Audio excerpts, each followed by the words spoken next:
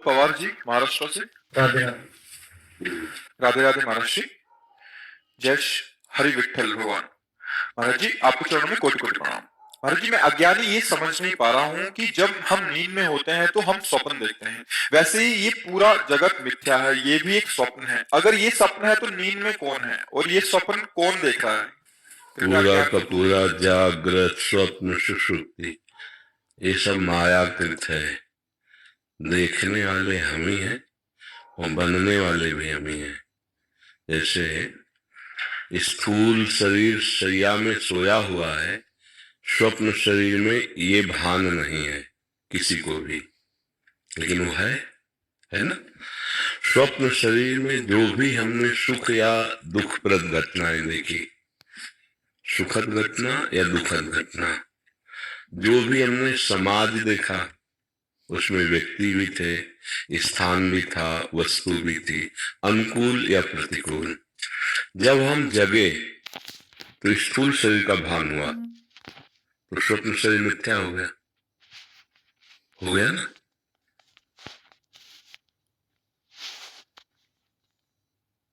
स्वप्न में थे तो स्थूल मिथ्या हो गया, और जब गाढ़ सुषुप्ति में गए तो स्वप्न और स्थूल दोनों मिथ्या हो गए। और जब जागृत की अवस्था में हम होते हैं तो देह भाव से हम स्त्री पुरुष जड़ चैतन्य अच्छा बुरा सुख दुख ये देखते हैं, ये भी मिथ्या है, क्योंकि एक सच्चिदानंद भगवान ही अपने आप को इन सब रूपों में बनाए हुए हैं। सत्य बातें है, बहुत बड़ा गेम है, नहीं? गुरुजनों की कृपा से इस खेल से मुक्त हुआ जाता है। तो आप ही स्वप्न में वस्तु बन गए, आप ही व्यक्ति बन गए। जो मन है वो अनुकूल बन गया, वही प्रतिकूल बन गया। वहां न कोई वस्तु थी न व्यक्ति थी। ऐसे ही जागृत में हमारी कल्पना, हमारी भावना, हमारा पूर्वाभ्यास राग द्वेष स्त्री पुरुष जड़ चैतन्य ये देख रहा है। अगर हम सत शास्त्रों का स्वाध्याय करके गुरुजनों की बताई हुई उपासना पद्धति से चले तो हमारा हृदय निर्मल होगा। निर्मल हृदय के अंतः में विराजमान हमारा स्वरूप है। बुद्धि को प्रकाश जो दे रहा है, तो बुद्धि जब प्रकाशित हो जाती है, परम पवित्र अखंड प्रसन्न, उसी समय परमात्मा बोध होता है। जब बोध होता है तो आंख खुली रहे तो वही होता है, आंख बंद रहे तो वही होता है, दूसरा कोई नहीं होता। तो जब तक हम उपासना में नहीं लगते तब तक ये प्रश्न हल होने वाला नहीं कि जगत झूठा कैसे हो सकता है। जैसे इसी शरीर में तुम्हें झूठापन दिखाते हैं। तुम्हारी शरीर की अवस्था बाल्यावस्था थी, किस तारीख को जवानी में आए? नोट है आपको? किसी को नोट है? जवानी में आ गए, बाल्यावस्था गायब हो गई, कुछ दिनों में जवानी गायब हो जाएगी, बुढ़ापा अवस्था आ जाएगी या मृत्यु अवस्था आ जाएगी। खत्म हो गया। न पहले वो रूप था न बाद में वो रूप रहेगा, बीच में भास रहा था, खत्म हो गया, सत्य खत्म हो गई। वो सत्य कैसे हो सकता है? जो परिवर्तनशील है, जो नाशवान है, वो सत्य कैसे हो सकता है? तो यहाँ कोई भी वस्तु बताओ जो परिवर्तनशील ना हो और नाशवान ना हो, क्योंकि भगवान ने इसकी रचना करके बोर्ड लगा दिया, दुखालयम अशाश्वतम। ये खेल मृत्यु लोक में हो रहा है। यहाँ हर चेष्टा में तुम्हें दुख मिलेगा, और जिसे तुम सुख मान रहे हो अशाश्वतम, वो नाशवान है। कुछ क्षण के बाद तत्काल गायब हो जाएगा, फिर तुम्हें सुख भोगने की आकांक्षा होगी, फिर वो गायब हो जाएगा। पूरा जीवन ऐसे लगे हुए हो, सब लगे हैं। कोई ऐसा बिरला जो सत्संग के द्वारा प्राप्त विवेक से अपनी इंद्रियों को अंतर्मुख करके इच्छा रहित हो गया है। इच्छा ही बंधन है, इच्छा ही मृत्यु है, इच्छा ही दुख है, इच्छा ही चिंता है। जिसने इच्छाओं का त्याग कर दिया वो भगवदानंद को प्राप्त हो गया, वो अपने स्वरूप को प्राप्त हो गया। जाही न चाहिए कबहू कछु, तुम सन सहज स्नेह, बसहु निरंतर तासुर शोरावुर निज गेह, जिन्हीं राम तुम प्राण प्यारे, तिनके मन शुभ सदन तुम्हारे, तुम्हें छाड़ी गति दूसरी नाही, बसहु राम तिनके मन माही। आपको छोड़कर इसके अंदर कोई गति नहीं, कोई चाह नहीं, जिसे कुछ नहीं चाहिए, आपसे केवल प्रेम है, उसके हृदय में आप निरंतर प्रकाशित हो जाते हैं, निरंतर विराजमान हो जाते हैं। अब जागृत स्वप्न सुषुप्ति अवस्था भगवदाकार रहती है। स्वप्न में भी प्रभु में, सुषुप्ति में भी प्रभु में, और जागृत में भी प्रभु में। जब तक हम प्रभु को भूलकर जागृत और स्वप्न और सुषुप्ति में विचर रहे, तो मिथ्या जीवन जा रहा है, ये नष्ट जीवन है, ये शाश्वत नहीं हो सकता। जब जागृत और स्वप्न सुषुप्ति स्फुरत में राधा पदादत छटा, वैकुंठे नरके अथवा मम गतिर नान्यास्तु राधाम मेना। अब बात बन गई, जग रहा है तो राधा, सो रहा है तो राधा राधा। आप कहोगे सुषुप्ति में भजन कैसे होता है? अभ्यास में। यदि रात दिन अभ्यास किया जाए तो सोवत हो रसना रटे राधा कृष्ण सुनाम। अभ्यास में बड़ी ताकत है। साधु की या भजनानंदी उपासक की निद्रा समाधि स्थिति, वो तमोगुणी नींद में नहीं होता, वो समाधि स्थिति, भगवदाकार वृत्ति होती है। तो नाम जप कीजिए, असत आचरणों का त्याग कीजिए, और अंदर इच्छाओं का दमन कीजिए, दूसरों को सुख पहुंचाने की भावना कीजिए, खूब भगवत लीला चरित्र गाइए, सुनिए। अभी समझ में आ जाएगा कि संसार क्या है, आप क्या हैं और भगवान क्या है। अभी कुछ समझे नहीं, ना आप अपने को जानते हो, ना संसार को जानते हो, ना भगवान को जानते हो, तो कैसे समझ पाओगे इस मिथ्या खेल को? इसे सब सत्य समझ रहे हैं, और सब मुर्दे के साथ जब जाते हैं तो सब बोलते हैं राम नाम सत्य है, नहीं बोलते? तो सब जानते हैं ना सत्य किसे कहते हैं, और सत्य को पकड़ कोई नहीं पाता है, वो सत्य मुर्दे के साथ बोला केवल जाता है राम नाम सत्य। अगर नाम जप कर लिया तो सत्य में स्थित हो गए, तो नाम जप नहीं तो लड़का बच्चा परिवार ये सब माया का खेल है, आज नहीं तो कल सब छूट जाएगा, छूट जाएगा। देखो कैसे समय जा रहा है, अपने लोग कोई 40 वर्ष के, कोई 50 वर्ष के, कोई 60 वर्ष के, निकल गए यार 60 वर्ष, 50 वर्ष निकल गए जीवन से, और हाथ क्या लगा है?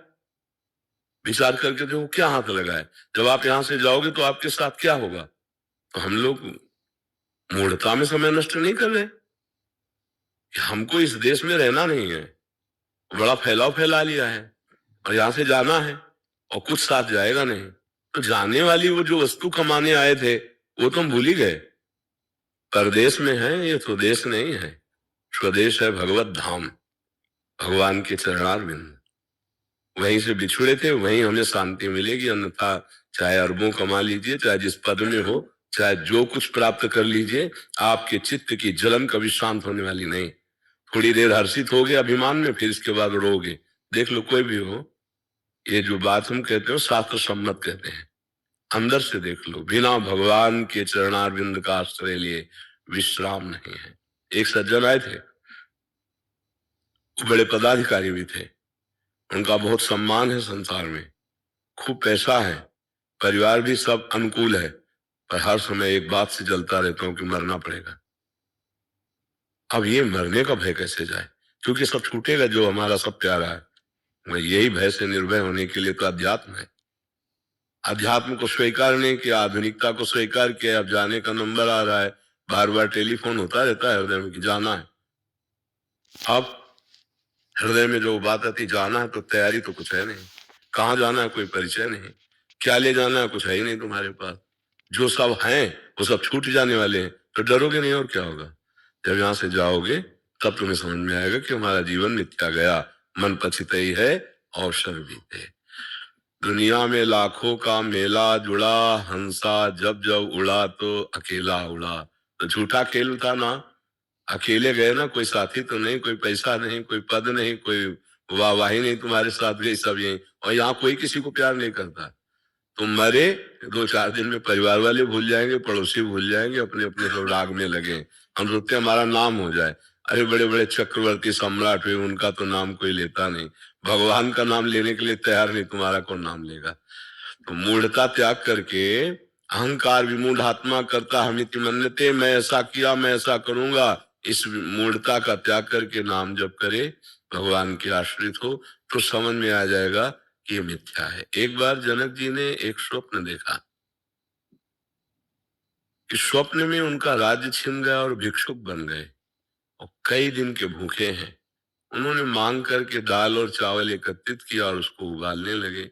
एक मिट्टी के पात्र में जंगली लकड़ियां बीन करके वो खिचड़ी पक ही रही थी कि इतने में 2 सांड लड़ते हुए आए और वो सब माठ फूट गया खिचड़ी में। तो बहुत व्याकुल हो गए भूख से, एकदम आंख खुली, राजशैया पर उनका शाम के तो भोजन पाके ये भूख कहां से थी।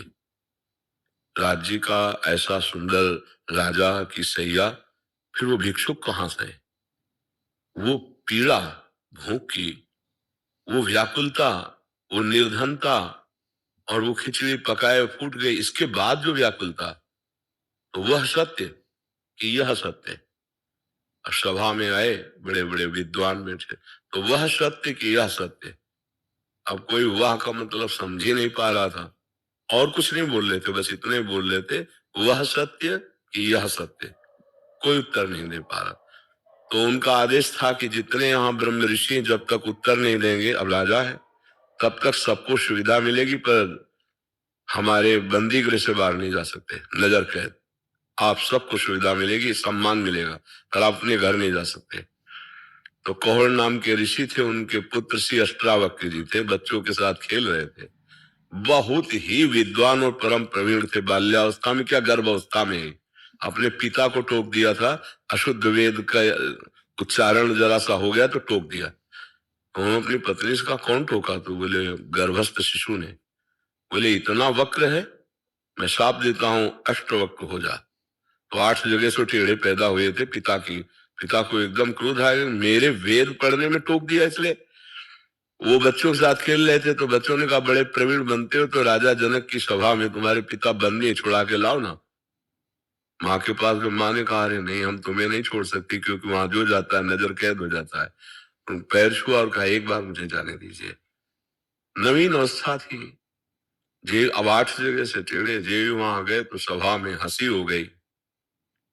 तो कहा, राजा जनक, बिल्कुल नवीन कैशोर अवस्था है अभी अष्टावक्र जी। अय जनक, तेरी सभा को तो सुना था ज्ञानियों की सभा है, पर यहाँ हड्डी और मांस का परीक्षण करने वाले बहिर्मुख लोग बैठे हुए हैं। उनका आप हमारी सभा को ऐसे निंदनीय शब्दों से नहीं कह सकते। बोले, हंसी क्यों सभा? बोले, आपके तो वो शरीर का ढांचा देखा ना, तो मांस और हड्डियों को ही तो देखा, स्वरूप को देखा क्या? सब सन्न रह गए कि एक बालक पूरी सभा का मुंह बंद कर। बोल जनक, तेरा क्या प्रश्न है? टेढ़े 8 जगह से नवीन अवस्था, सबके होश उड़े हुए थे, कौन है कौन है, क्या तेरा प्रश्न है? बोले, ये सत्य कि वो सत्य? बोले, ना ये सत्य ना वह सत्य।